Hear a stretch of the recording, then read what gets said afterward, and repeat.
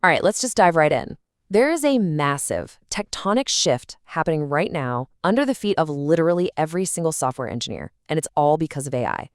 But look, this is not another one of those doomsday explainers about how robots are coming for all of our jobs. No, this is about evolution.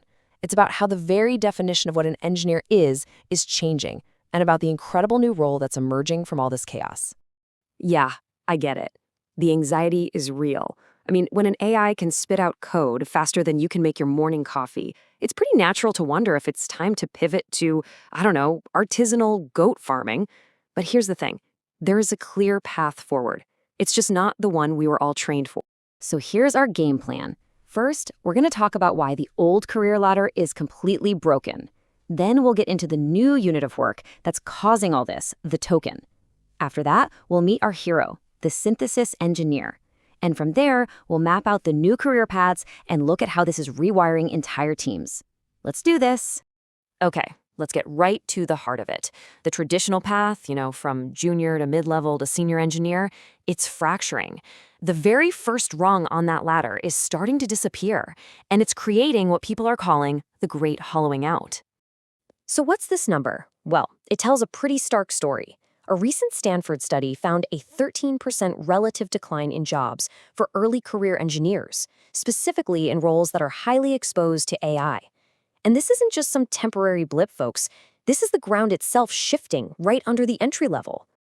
And it's not just an academic study. The real-world data confirms it. Look at this. New grads now make up just 7% of new hires at the big tech companies. That's a huge drop from over 9% just a couple of years back. So companies aren't just slowing down hiring, they are fundamentally changing who they hire right from the start. So here's the real kicker, the core of the problem.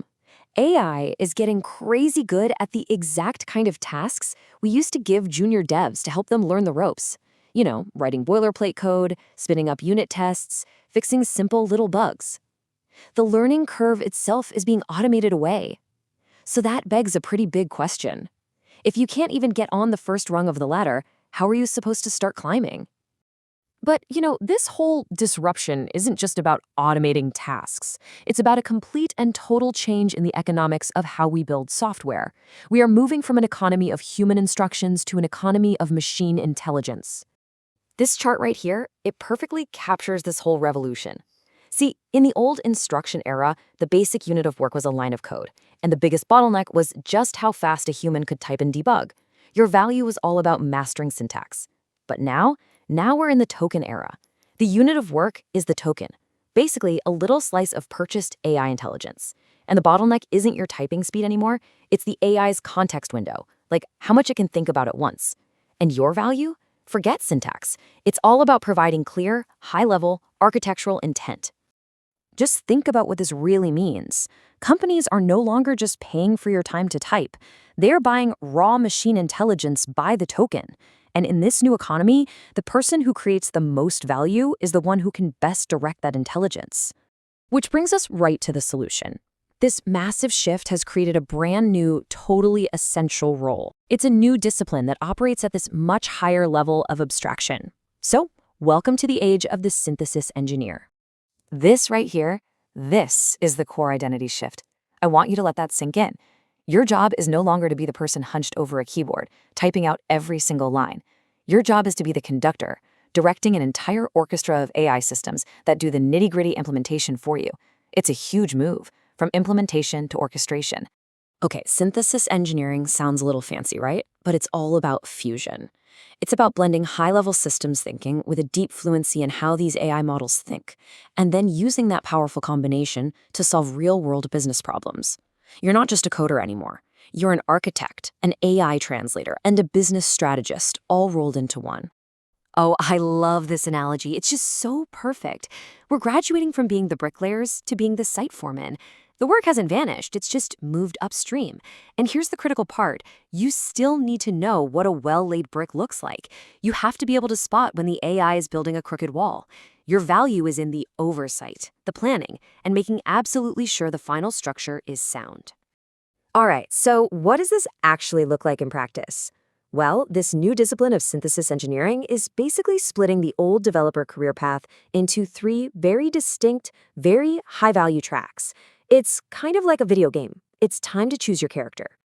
Okay, let's look at the 3 new character classes. First up, the Orchestrator. This is basically the new tech lead. They don't micromanage code. Instead, they define the what and then steer a team of autonomous AI agents, like a bunch of digital employees, to handle the how. Next, you've got the systems builder. This is the person who builds the actual AI factories that the orchestrators get to use. They create the frameworks, the pipelines, the plumbing that makes all the magic happen. And finally, and this one might be the biggest opportunity of all, is the domain translator. These are the experts in fields like law or finance or medicine who now have the AI fluency to build the exact software tools their own industries have been desperately waiting for. And here is the urgent takeaway from all this. That middle ground, the role of the generic coder who can turn a ticket into syntax but doesn't have deep systems knowledge or deep domain expertise, that role is becoming a commodity. That part of the career path is crumbling away. To build a durable, defensible career now, you have to go deep in one of these 3 tracks. Now, this transformation isn't just about individuals. It's about radically reshaping the entire structure of engineering organizations. The very idea of what a team is being completely rewritten. Just look at this table. The scale of this disruption is wild. A traditional 48-person department with a bunch of project managers, dozens of developers, a whole QA team, can now be condensed into a lean 3-person synthesis team. You've got one orchestrator defining the goal, one systems builder maintaining the AI engine, and one domain translator making sure the output actually solves a real-world problem. This isn't a 10% efficiency gain. This is a 10x leap in leverage. So for this new model to work, companies can't just hire new roles. They have to completely redesign their career ladders. The skills that create the most value now are things like AI orchestration, system-level debugging, and strong architectural design. And maybe most importantly of all, mentorship, the ability to teach other people how to effectively use these unbelievably powerful new tools. Ultimately, it all boils down to this fundamental shift. The old focus was on writing code, and you were measured by lines of code. You were the human in the loop. The new focus is on solving problems, and you're going to be measured by the complexity of the problems you can solve. You're not in the loop anymore. You're on the loop, providing that crucial strategic oversight. Look, this isn't the end of the engineer. It's a fundamental upgrade. It's a move from being a craftsperson to being an architect. The tools have changed, the leverage is infinitely greater, and the opportunity to build truly groundbreaking things has never, ever been bigger. The era of writing syntax is over.